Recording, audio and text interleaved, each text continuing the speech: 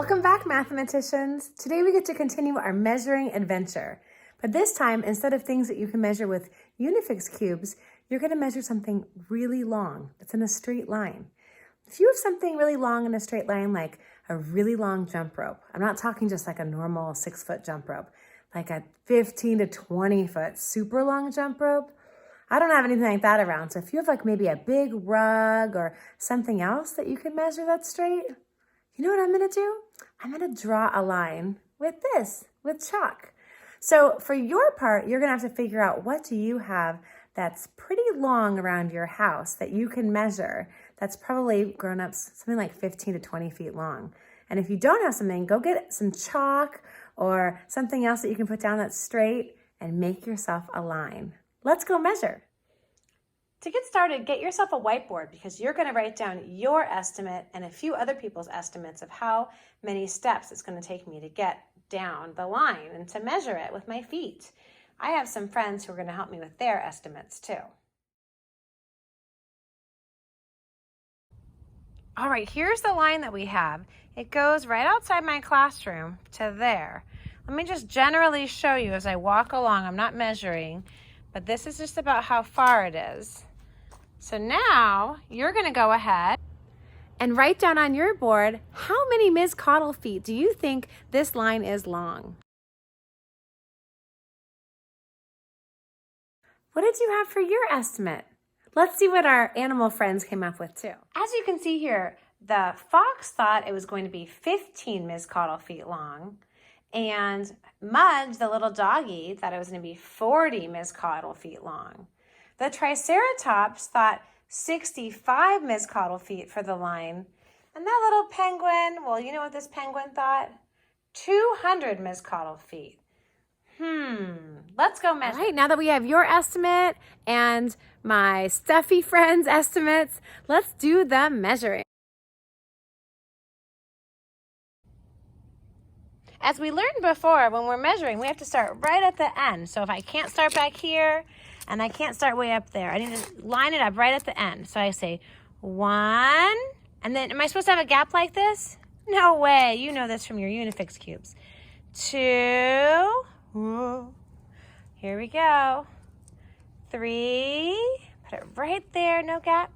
4, 5, okay, let's pause. Let's see, that's how much I have left. That's how much I have behind me.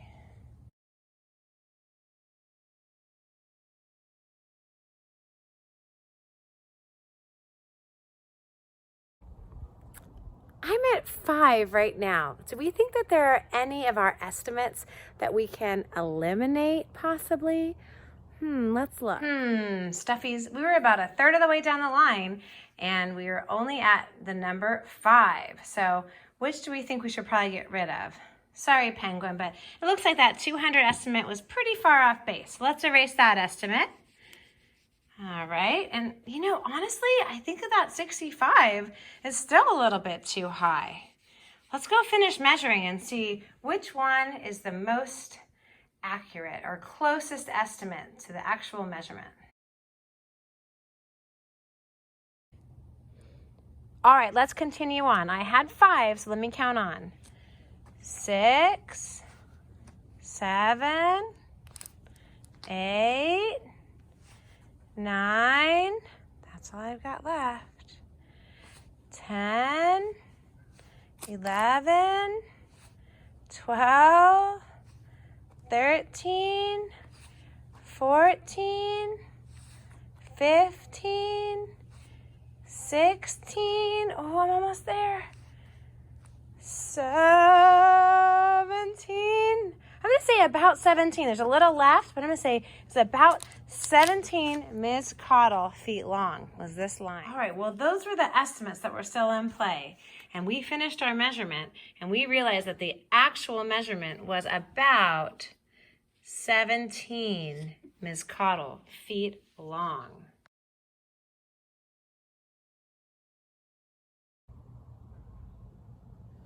Well, this line is what I measured, but now it's your turn.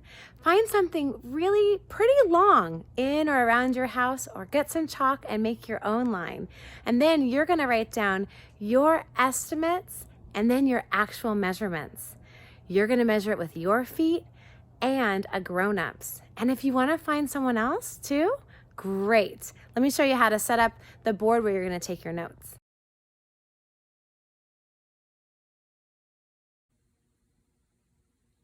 This is the board you're going to set up when you take your notes. You can also put it on a piece of paper.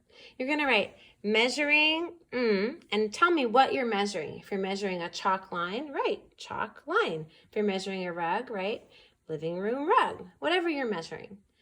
Then you're going to write, make a table.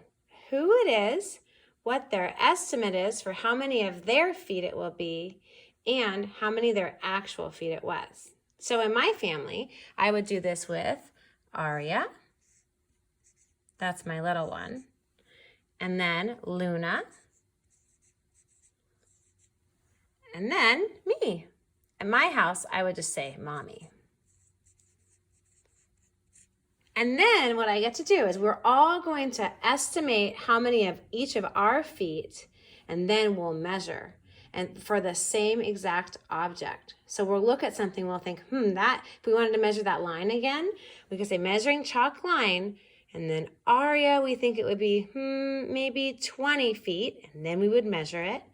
And then how many Luna feet? Maybe 18, and we would measure it. How many Mommy feet? Well, I already know it's 17. And then, I would estimate, and then we would put the actual measurement. Can't wait to see what you figure out at your house.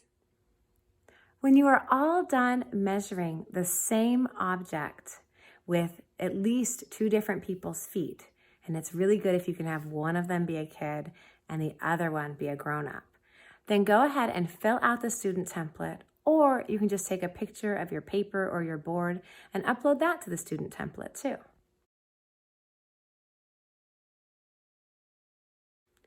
You know what would be really cool for your teacher to see? If you can take some pictures while you're doing your measuring of what you measured and how you measured, and so we can also see whose feet you measured with. Maybe include that to the second page of the student template. Have fun!